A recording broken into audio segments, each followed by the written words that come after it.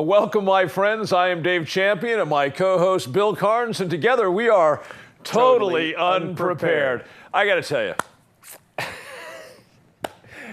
I don't think there's a topic that we've talked about in a long time that I'm looking forward to as much as this one, just because it's so crazy and so fun in a kind of not cool way. Why don't you tell them about it? You know, we actually, a little bit of disclosure here, the name of the show is Totally Unprepared, and truly that is the case. We taped this show just the afternoon before it airs, the day before that afternoon. So we record on Wednesdays, it airs on Thursdays. We're about 30 minutes late in starting this because Dave brought up a topic about the Duggar family, the Duggars, right? We had one topic. I have never before, about 40 minutes ago, 30, 40 minutes ago, never heard of this group. Never heard of this family. We had Nothing. one topic we were going to discuss, and then there was some questions about something. Yeah. So I said, hey, how about this Josh Duggar thing? Who? So in the last 30 minutes, I've done diligent research, and man, what a circus. What a tale. What a cluster bomb. Yes. All right, so now, it's no shock to people who know me, this show, the Dave Champion Show, that I am not a big fan of religion. And so some of these stories tickle me because it points out to me just the rampant hypocrisy. I mean, don't get me wrong. What Josh Duggar did, lots of people who are not religious would do too. So I'm not, but supposedly religious people are supposed to have a different paradigm, right? And when you throw all this together, there's so much hypocrisy going on, and I guess, what is the word I'm looking for? When something comes back to you later in life. Karma. Yes. The karma of the whole thing, it's incredible. Okay, so let's start at the beginning. Josh Duggar is a young teen. I'm unclear exactly, it's 14, 15, something like that. And this is back in about 2002, 2003. Right. And he sexually molests his younger sisters, and depending on some reports, one or two of their girlfriends. Yeah, this is alleged. Alleged, yes, right. Well, he's admitted it. So and this is 2002, 2003. Yeah. If he admitted it, I don't think we need to call it alleged. Okay. So he does this. Then let's jump over, we're going to get back to it, but let's jump over all that happened between then and now, right? Or until it came public. He becomes the executive director of the Family Research Council, which I have mentioned on my show frequently. The founder is James Dobson. An insane organization.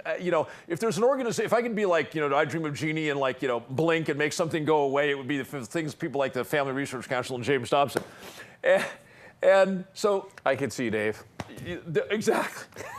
You just don't have the ponytail. Yeah, that's all I do. Grow your pharaoh puff a little bit, your chin puff. No, I'll just do like what are those religious people, the little round and growing a ponytail from just back here. Nothing. The Hare Krishna. Yeah, do that. Yeah. So anyway, so he becomes the executive director. Go figure. This bizarre Christian family, and not all Christians are bizarre. That's what I'm saying. Their family's bizarre, right? they're the focus of that show. It seems that way. 19 and counting, children, 17 natural children from one woman's womb. People think that's so fantastic. It's a womb. It's not a clown car. That's right. So anyway, this bizarre Christian family, Josh Duggar comes out of that family with, now we know what his past is, becomes the executive director of this lame-ass organization, Family Research Council, and suddenly, just recently, 10 days ago, 7 days ago?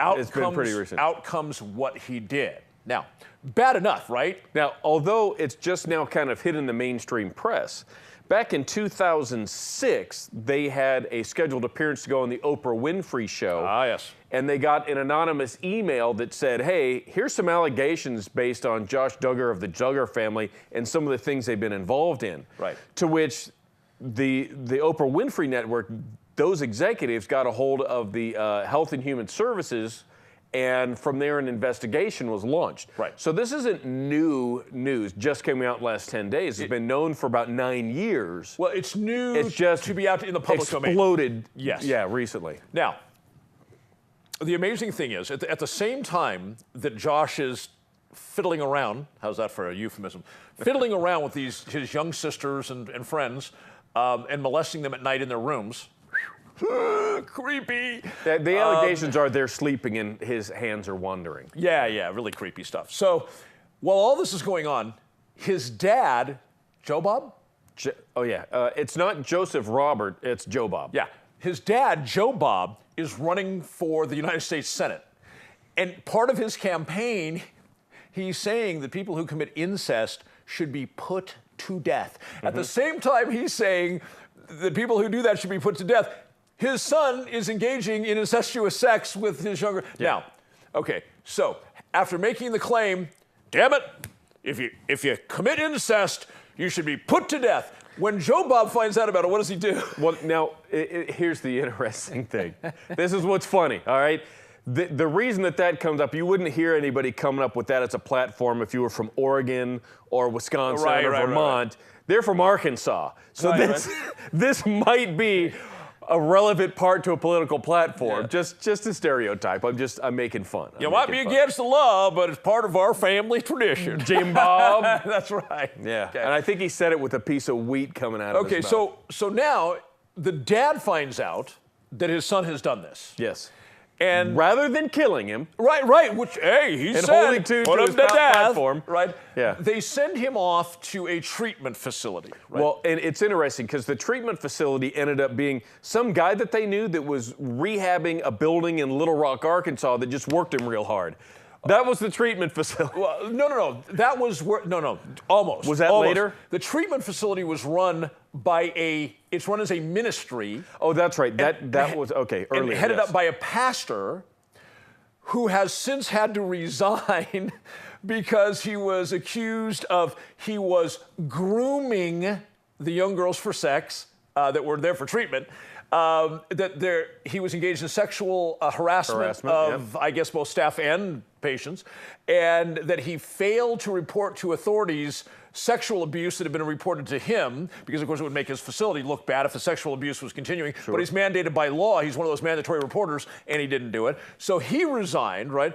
But it turns out that the pastor who ran that ministry, has another Christian friend who has a business that remodels buildings. So Josh's treatment was to be loaned out, I understand, for free, as free labor, to the other Christian friend. So the Christian friend had free labor provided by the Christian minister who was running this sham treatment center, who's had to resign. Now, Michelle Duggar, this is Josh's mom, Joe Bob's wife. The one with the clown car. The one with the clown, the one who is the clown car, yes. Right? She gets an award from another ministry for Mother of the Year. Oh, yeah. And shortly after the head of that ministry gives her award, he resigns and had to admit that he had committed adultery. I mean, this wasn't it the Lifetime Production Award? Probably. No lie, right? So every single person that's involved in this, they're just messed up from front to back. No, we're not done. We are not done with the hypocrisy yet, Dave Champion. Dave Champion, we have more to go. Okay. After he gets back from this goofy ministry and being loaned out as child labor to some guy that's rehabbing a building in Little Rock, then Joe Bob and some of the other elders within the church take little Josh, and take him to a state police, a trooper, if you will, that they know, who's another Christian. A fellow Christian, yes. And he gives him a stern talking to. Now, years later. Wait a second. Let me see here. Noah, this is for you, okay? Put to death or stern talking to. Yes. And that stern talking to by a law enforcement, by a cop, right? That doesn't take any official report. Okay, you're telling me that felony crime has been committed by this juvenile. I'm not going to take a report, but I'm going to talk sternly. Later in life, just a few years later, that very cop, it's the stern talker. Yes, he's now been convicted. He's serving 56 years for child pornography. That's right, yes. Then they go, immediately after that, they go to a family friend. This tells you, keep your friends close, keep your enemies closer. A family friend, tell them the story. After they leave, that friend writes it all down, writes the story down, folds it up, puts it in a book, and then later lends that book to someone else from the church. As they're flipping through the book, oh, hey, what is this? Oh my goodness, that's how this whole thing came to fruition. Yeah. Was this friend that they told in confidence, then wrote it down, put it in a book, and then, I don't know if intentionally or mistakenly, loaned that book out. Now we all know about it. You know, I'm going to tell you a funny story, sort of this whole, again, people who are not Christians do this same kind of stuff. It's just worse when Christians do it because of their rap about who they are, and they're not. You know, I've got a dear friend of mine. We've known each other since we were teenagers. We joined the military together. We served in the 3rd Ranger Battalion together. He's the closest thing I have to a biological brother, because I don't have one. And to this day remains a fervent Christian. And I will tell you, not with kids, but I mean, this boy cannot keep it in his pants, right? All over town as often as he can, right? Fervent Christian. And if he were here, he'd laugh right along. I wouldn't say that if I was talking behind his back. He'd laugh right along with us about that, the kind of the little hypocrisy of that. And he ran a store in Woodland Hills, California on Ventura Boulevard, which has been sung about in songs, very upscale. Okay. And he used to keep a Bible open right next to the cash register. And he would not sua sponte engage in proselytization, but he would wait for somebody to bring up the Bible. That was his way of proselytizing. Oh yeah. He made it open for the discussion. And after years of having this store and all these, you know, very high-end people coming in there, a very wealthy neighborhood, and the Bible out there, one day he was just beside himself. I said, "What's going on, Jeff?" He said, "Do you know, he's like, across the board, my non-Christian friends are more Christ-like than my Christian friends." And you look at this Duggars story, it's like, hello, right? Yeah. You know, I mean, you find fewer hypocritical people than those that are complete a-holes 6.5 days a week because 1/2 day they spend an hour or two in church. Yeah.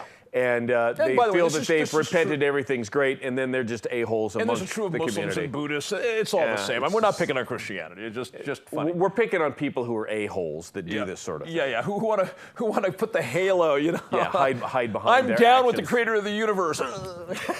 And we'll be back.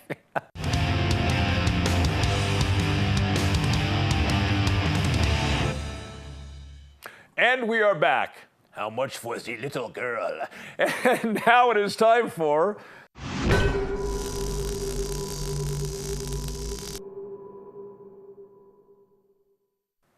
Sorry, I couldn't help myself after the Duggars story. What is that from, Bill? That how much was the little girl? The Blues Brothers. The Blues Brothers, that's right. All right. I want to talk about what is your ugly? Let me tell you what I mean by this. I was talking with a friend the other day, and we're talking about how we meet people, right? And people can be warm and gracious and outgoing, witty, perhaps intelligent, fun to be with. They can project all sorts of positive qualities that we say, wow, you know, great person. But here was where we came to on this, that virtually everybody, probably everybody, has what we were jokingly referring to as they're ugly, okay? And that's that thing that you learn about them where you go, where did that come from, right? And the question, there's a couple of issues here. And I'll start with the most obvious, then I'll go on to the stuff that's more fun to talk about. In talking about how you can like look and say like, okay, I know that this gal's ugly is that really behind her facade, she's very bitchy and judgmental.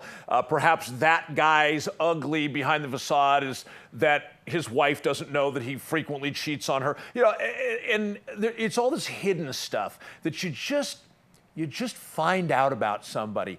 And with the exception of that ugly, they're pretty cool people, right? But there's this ugly thing that most people don't know about them. And usually, if you're more astute and attuned, you can pick up little traces. And after you know them over time, you sort of put it all together and, oh, God, ugly. But of course, the most difficult part is not finding out the ugly about somebody else, right? Or recognizing the ugly about somebody else. The biggest challenge is being honest with ourselves about what is our ugly. Now, I don't know how many people spend time with that subject. You know, I don't, I don't beat it to death, but from time to time I do spend time with that because if I, you know, and I found that over the decades of my life, that ugly changes. There might be something I'm not happy with about myself. I think that's a pretty negative quality. And I work on that and I tune that up and I get rid of that negative quality. I change my behavior. I change how I respond to other people's behavior. I get rid of that. And then, you know, a couple of years down the road, you know, like, now this one, right? And it requires some introspection and it requires us to care and it requires us to actually want to do the work. And it requires us to actually really, not just saying it, but really want to be a better person, or we don't even bother, right? But I think there's a lot of people who perhaps do the introspective part, but even when they spot something, it's like, I'm just fine the way it is, thank you very much. Even though other people might be going, ooh, ugly, ugly. Part of the interesting thing, though, is since we've all got our ugly, how can I say this? How do we judge what is acceptable ugly, routine ugly, what's the word I'm looking for? Ugly that we can still maintain a relationship with somebody, or we can't. Okay? The ugly is just too great. For instance, I use an example of a man who's having affairs behind his wife's back. There is a gentleman, he's still with us. I was very, very close to when I lived in Southern California. Great guy. Probably one of the finest men I've ever known. I mean, just a splendid human being from the moment he gets up to the moment he goes to bed. His problem was, it's gone now, if it was wearing a skirt and moving, he was tapping it. And when I finally put two and two together and realized what his ugly was, and I knew his wife, lovely woman, I mean, attractive, fun, outgoing, witty, just enjoyable to be around, a real pleasure. It was like, wow, really? And for a while, I was much younger at the time, probably this is 20 years ago. I put some distance between us because I was so turned off by that ugly. Eventually, I sort of reconciled that that is simply who he is. And the question was, is this ugly so objectionable and so bad in my frame of reference that I'm going to dismiss the good? I think when we get to the part where Bill and I are chatting about this, we'll be able to say, you know, I see some of that ugly in Bill, Bill sees some of that ugly in me. We recognize it in each other. We're humans, we've got it. But the good part of each of us, the appealing part, the part we value about each other is so great that the little uglies we say, who gives a crap? But where is that line? Where is that balance between whether we can accept that person's ugly? This gets into the whole judgmentalism paradigm, okay? What is that? You know, I'm not a religious person, but I do have a religious background. And, you know, it's what I think Jesus made the statement about, you know, you're busy condemning condemning the splinter in someone else's eye and not seeing the plank in your own. And that sort of brings us to the question of when we're saying, you know, oh, I know what that guy's ugly is, and ooh, her ugly is really ugly. What's the last thing we're doing, right? We're not looking at ourselves and saying what the ugly is. So the question is, if we think that's pretty bad, and that's pretty bad, and oh, well, I can live with that, are we judging ourselves by the same standard? And I think it's really important to try and discern the uglies in ourselves and try and, you know, almost like a tumor, you know, it's this big, you know, let's make it this big. Or, of course, preferably get rid of it. So that, and I find, perhaps, that the fewer or less uglies we have in ourselves, the less, how's this for ironic, the less we tend to judge the uglies in others. Bill, what do you think about that? Well, a couple of things. First of all, you know that our Lord and Savior Jesus Christ says that only God should judge. Yes. So, of course, we subscribe to that. And the other thing is, I mean, everybody has their uglies, but the real trouble is, don't drink yet, is when uglies bump. When uglies bump you don't spit the water across the table. Yeah, I did. We got some electronics on the caught table. that one good, yeah. Yeah, don't drink just yet. I've had people, coffee come out of their nose, and I understand that's very hot. You're correct. You and I have both met, as everyone out there, you've met somebody, you end up being friends, and then eventually you find some of these uglies, and you realize how you kind of shape your interactions in a relationship to avoid those things. And can I give you credit for something? You are much better at that than I am. You are, we've known each other a long time. You are far more accepting of people's uglies than I am. Sometimes to the point where I look at somebody and I see something going on, and you manage that relationship with them nevertheless, and I'm like, I'm out. I'm done. And you're like, no, I'll manage this relationship. Yeah. You're much better at that than I am. You kind of have to, I guess every relationship, whether it's a friendship or a business relationship, you kind of have to qualify and get to learn, because it's people dealing with people. That's what life is all about. You have to have people dealing with people. And if you can't manage and mitigate those things, you're going to be one lonely, miserable SOB. Oh. And I have to say, I have to say that, well, you tend to hang out with a lot of like-minded people, True. Of which more and more are becoming that way. So, and I have to say that truly, I have more friends than I can really handle. I really do. Like, I get Facebook friend requests on, and rarely do I accept it. If you have sent me a Facebook friend request in the last year and I have accepted it, I did some research and decided, okay, we can be Facebook friends. That doesn't mean we're going to be hanging out and going and grabbing a beer and smoking cigars or whatever, hookers and blow, whatever it might be. I'm just kidding.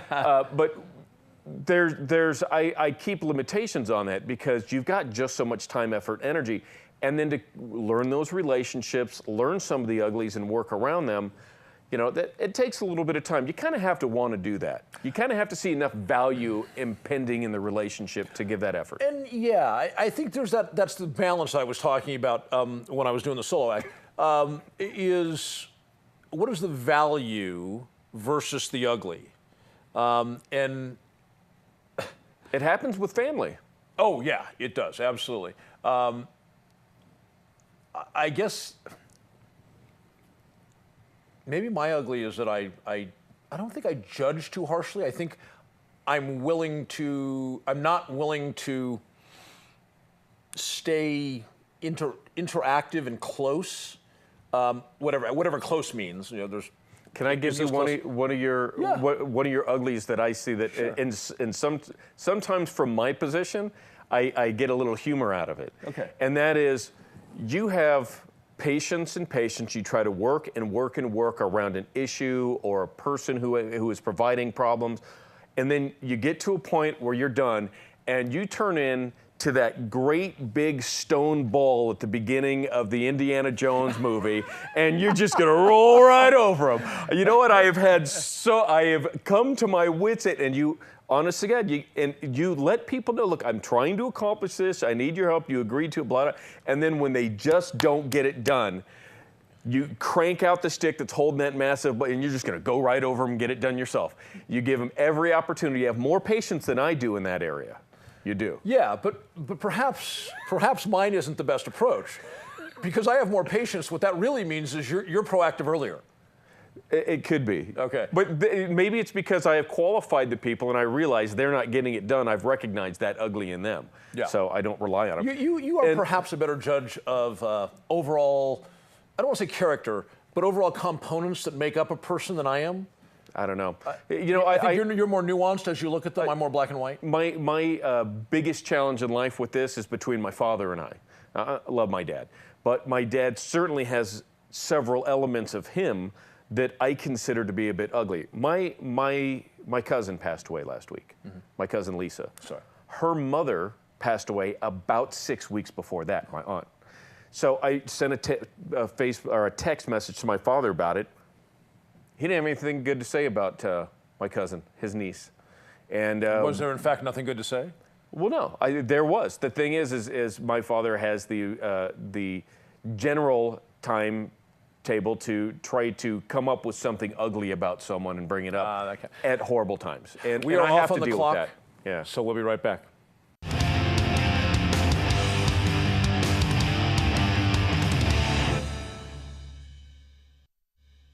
And welcome back. Just for full disclosure, we are totally unprepared. In the last segment, I was reading up on what we're going to talk about in the fourth segment, and now Dave is reading up on it, so we have something to talk about with you. Now, here's my rant.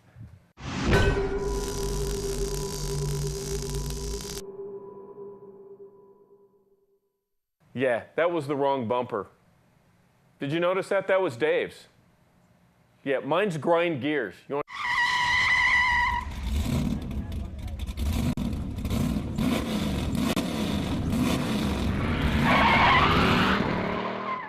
You know what really grinds my gears? Engineers who don't pay attention in the booth.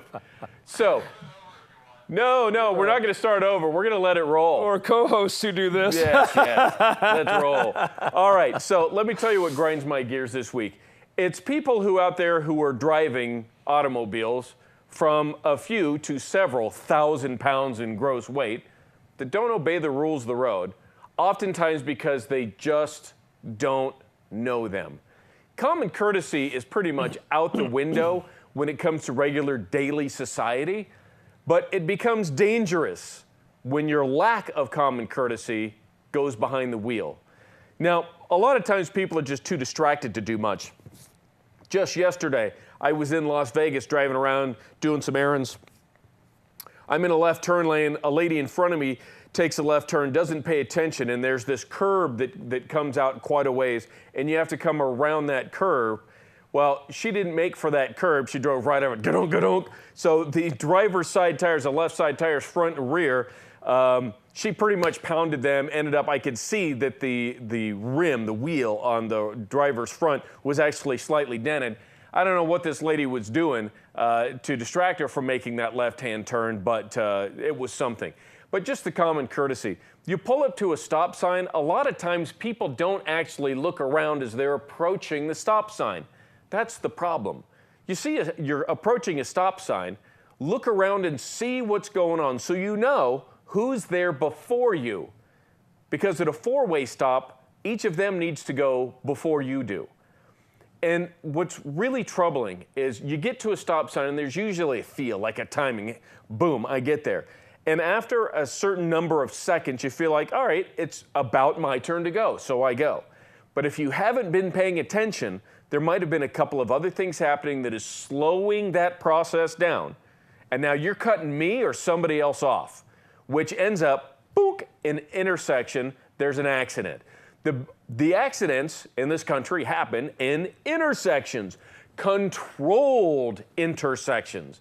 Uncontrolled intersections, meaning there's no signs, there's no lights. Uncontrolled intersections, people are generally on their game looking around to see what's happening. Controlled intersections are where people rely on the controls and their feeling of timing, how long it should be before I go through this stop sign or what have you. It's the people cheating the controlled intersections where accidents happen. People get hurt and killed. So I am pleading with everybody, if you would please start paying a little bit closer attention before you get up to that stop sign, before you get to that four-way stop, and oftentimes at night. Now also keep in mind, some people tend to just want to pull part of the way into the intersection before they stop and look around. They're now actually literally blocking part of the intersection because they weren't paying attention. Folks, it takes one time to get into a pretty serious accident for you to start paying attention. or maybe you're never able to again. You might get hurt, you might get killed, you might just get so gun shy of driving you never want to be in a car again. I actually know some people, I've known 5 or 6 of them in my life, that had been involved in some sort of accident to the point where they didn't even want to be in cars anymore, whether they were driving or not. It was that traumatic. Now, that's a very low percentage of the people I've ever met, but it happens. It is preventable. It really is. Those of you who are just walking down the street or you're pedaling on a bicycle, I have to tell you something that troubles the living hell out of me when it comes to bicyclists or the guys on the little motor scooters, is when they're in the lane of traffic, but they haven't the ability to go anywhere close to the speed limit. Those little scooters have a limit of 30 miles an hour. They're in the middle of the lane. It's the only lane there is, and that speed limit is 45. Well, guess what? You're going 2/3 the limit. The rest of us don't want to go 30. If we did, we'd have scooters too. But we actually upgraded above the scooter to something else. I understand if you have one. Don't ride on the sidewalk, but stay to the right and allow people every now and again, say you are on the right and there's a whole gaggle of cars behind you because you're checking over your shoulder or looking in your little rear view mirror, your side view mirror there, and you see a bunch of cars, have the common courtesy, pull off to the side a little bit, let everybody go by and then come back.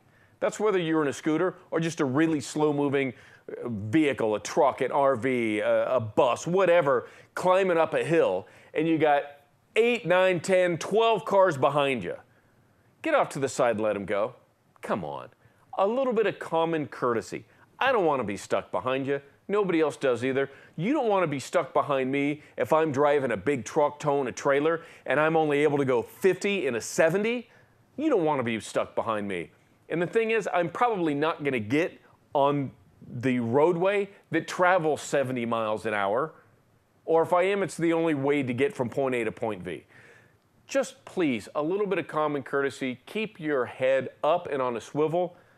I have to say, I used to be one of the worst offenders for picking up my phone and I would text while I was driving. And the last several weeks, I have really started waning that to the point where I really don't touch my phone when I'm driving at all. If a call comes in, I have a Bluetooth, I can push the button. Or if it's in one of my other cars, it goes through the speaker system. I just stopped doing it. I have to say, I drive much better that way. I am happier not having to deal with the communications.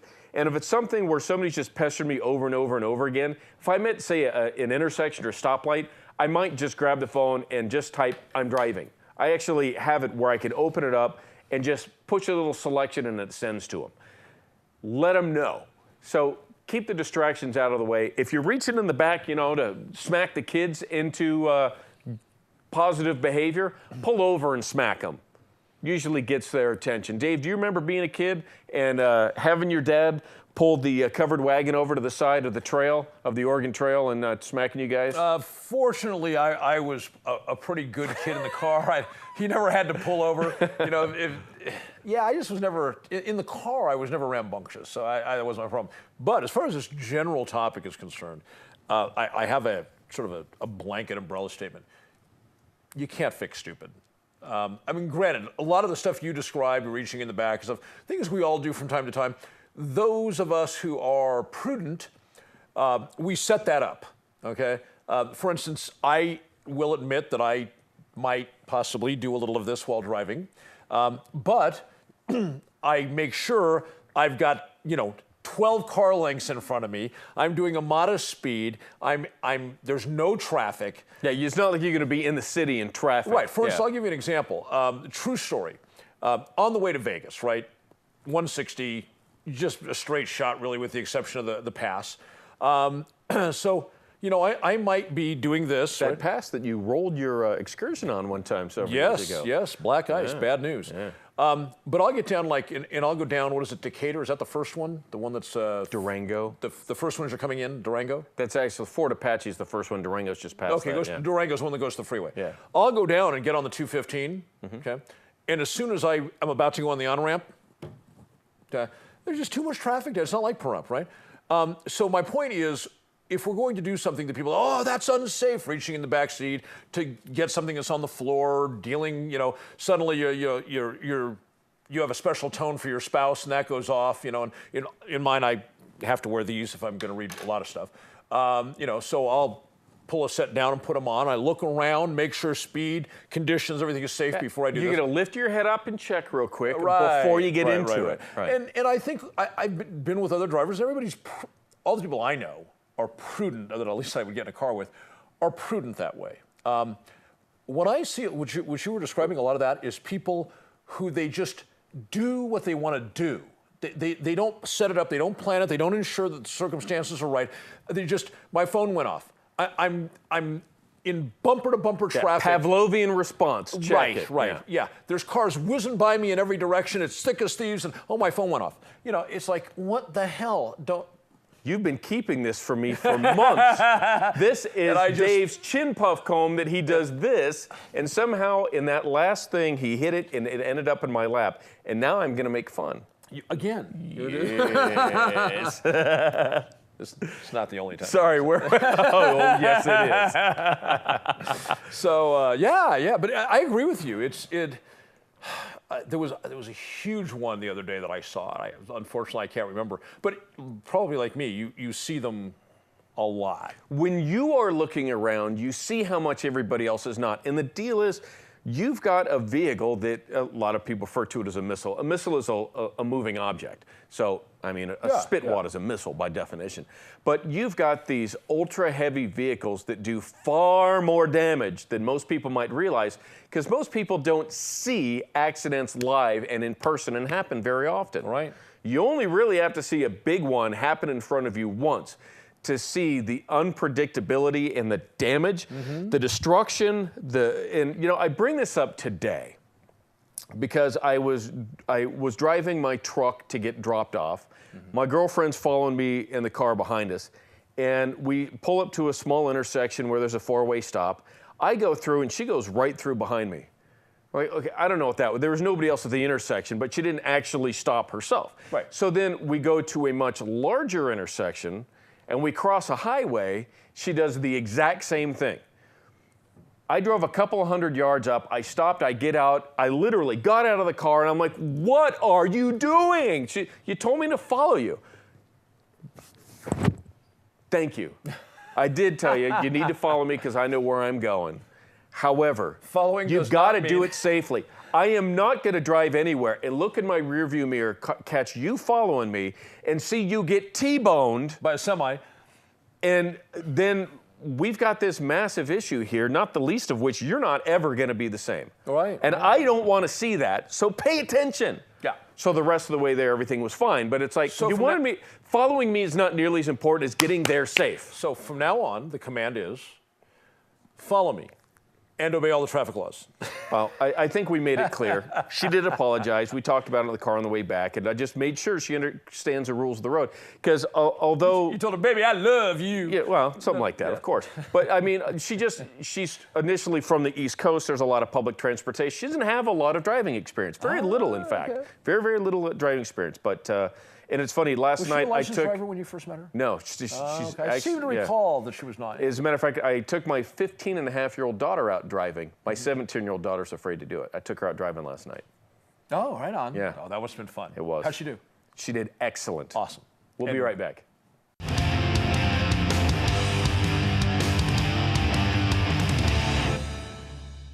And welcome back. Now we're going to get to the viewer email, which you can always send us email to daveandbillshow@gmail.com.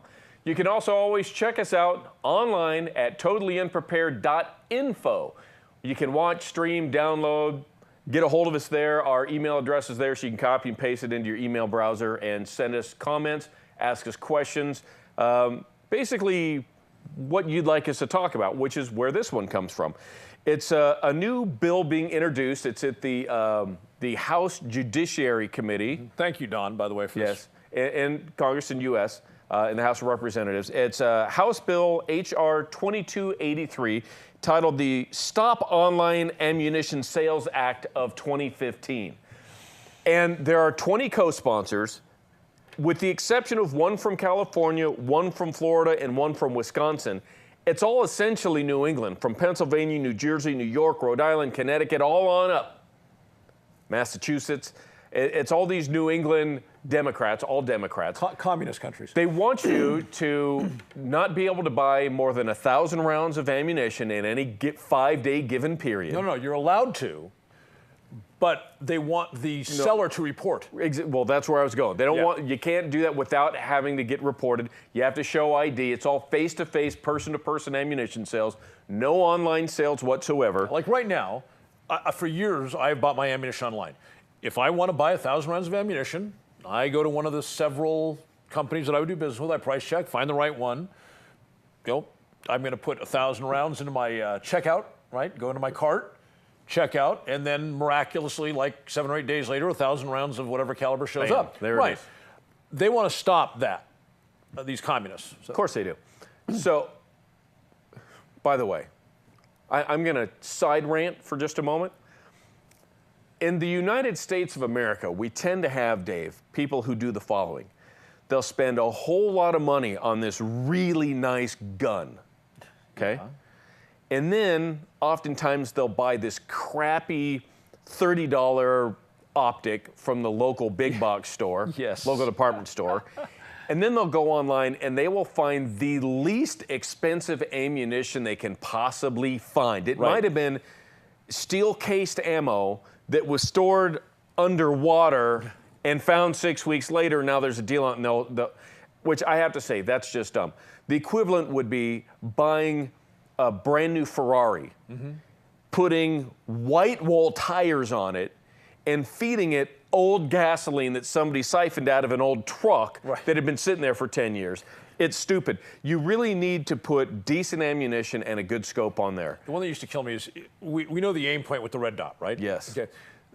I don't know what they're going for these days. I think the average aim point, military grade, what, about $450? Sure. Okay. So somebody would go out and they would buy a very good quality, what I call a combat grade rifle. Okay. Good stuff, something I would own, you would own, right? And then I'd see them at gun school, right, with their $70, like, aftermarket. Yeah, I don't want to say any names. Right. It's like a knockoff on that. And here they are, talking, well, when the zombie apocalypse comes on or the government comes after us, I got my rifle here. You've got like the VW of optics on top of your Maserati rifle. What are you doing? Somebody might bring, like, say, a LaRue AR-15. Right. Ultra high end. Yes. And they've got like a Snap-on Legos optic. Right. That's going to break. It's going to break. It's not going to work. Yeah. And then what ammunition are they feeding through it? Wolf or Silver Bear or something else. Right. Not that Wolf is really all that bad. Probably the worst ammunition that I saw at gun school was the Winchester white box with the red writing that was purchased at Walmart. So bad I started collecting all of these goofy rounds. Primers in backwards, missing altogether, no powder in there, bullet sunk in too far, the casing crimped, the bullet in backwards. And I actually took him to the SHOT Show. I went to Winchester one time. And I said, about your white box. And I spread them out on the table. There was about 15 of these there in various calibers. I said, this is the sort of stuff I see often. And he and I started chatting, and he said, look, I'm going to tell you something off the record, so I'm going to repeat it off the record. Is he said that when Walmart commissions those loads, they generally recalibrate every X amount of rounds, 10,000 rounds or something, they recalibrate their machineries. Walmart says, no, we don't care. Take it to 50. Oh, because Walmart wants a better price. Yeah. Okay. So, they just hammer it out. We don't really care. So, what that means is Winchester white box purchased at your big box sporting goods store is going to be lesser quality than purchased elsewhere. No, I'm talking about a sporting goods store. Okay.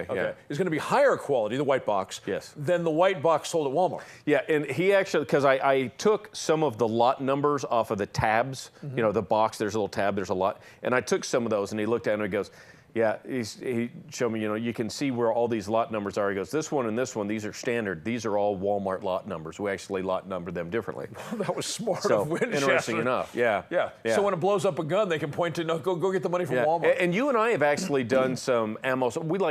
I barter with ammo, and you and I have done some ammo swaps before. And one time I purchased some ammunition in order to do the swap for you back and forth between some 40 and some 45. And I made sure not to buy that. I actually got the Remington UMC in the yellow box. Oh, right. Yeah. Anyhow, back to this piece of legislation. Yes. We have communists out there who want to limit ammunition. Now, here's the deal. If you can't get the car, then limit the gasoline you can put in there. Yeah. So if you can't get the guns, get the ammo. Concord, Lexington, right? The first shot heard around the world. That spawned on April 19th, 1775, the Revolutionary War, where we fought against the British regulars. And that whole thing had to do with the Brits going to Concord, Lexington, where they pooled all of their gunpowder to basically take the ammunition away. You guys will have your rifles, but nothing to shoot out of it. It's the same thing these commies are doing now. Their powder was not considered safe. It was considered too volatile. Yes. And in the military, and difficult to store. Yeah. In the military, they use the term magazine as far as a location where it's all stored. Yes. That term was around back then, and so they had a magazine in the center of the town where everybody would bring the powder that they didn't want to keep handy. Yes. And that's what the British soldiers were marching to do, was to confiscate all the powder from the magazine. Yeah, so they wouldn't be able to shoot. They could have all the guns and all the bullets, but none of the powder to actually fire it off. So here we are, 237 approximately years later. Yeah, and they're these Democrats, these socialists, these communists, these filthy, disgusting scumbags who don't get it. They don't want to get it because the money that they get doesn't pay them to get it. Yeah. These filthy degenerates are trying to stop the rest of us who exercise. Now, you don't have to exercise your Second Amendment right. You don't have to sit like Dave and I do and exercise your First Amendment right. You don't have to exercise any of your rights, but don't stand in the way of those of us who do. Because I'll use my Second Amendment right to support your Fourth or Fifth Amendment, or even your Third Amendment right. If somebody wants to house a soldier in your house and not pay you to do it, I will use my Second Amendment right and my First Amendment right to make sure your Third Amendment right isn't violated. I'll step up for you. What this really is this is a pushback after Heller, because Heller pretty much killed any. We're still going to find out right where the line is, the contours on because the court was very careful in Heller to say they were not foreclosing what they said is reasonable regulations. Okay, so this is DC versus DC versus Heller. Heller versus DC. Yeah, this is the one where the court came out and said that 2000, and then there was McDonald follow-up that said the right to keep bear arms is an individual right. It's not a collective militia thing. So while the court said we're not foreclosing this reasonable regulation thing, so we'll find out where under Heller and McDonald where that line exactly is. But having declared it as an individual constitutionally protected fundamental right, it now becomes very, very hard to enact gun control law. We've seen a lot of them fall across the country. Oh, yeah, hard. Since Heller and McDonald, okay? A lot of gun control has gone away. And so what this is, in my mind, is it is the pushback. Okay, well, the Supreme Court said we can't screw with their guns.